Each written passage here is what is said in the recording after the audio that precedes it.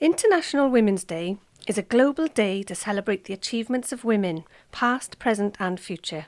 To mark the day, the presiding officer of the National Assembly for Wales, Dame Rosemary Butler AM, welcomed businesswomen and chairs of public organisations to the Senedd to hear from two successful businesswomen, both with extensive experience on boards, to try to inspire more women to apply for positions on public sector boards. It doesn't matter that I came from things from a different perspective,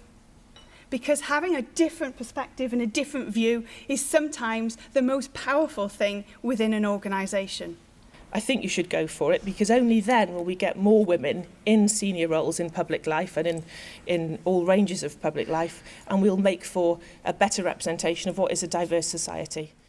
Businesswomen and chairs of public boards were then invited to participate in a speed networking event, giving both groups the opportunity to discuss how to overcome the barriers preventing women from applying for boardroom positions, to discuss the skills and talent necessary, and to give them a chance to understand how to apply themselves successfully. The speeches and the individual discussions were also captured in creative visual representations.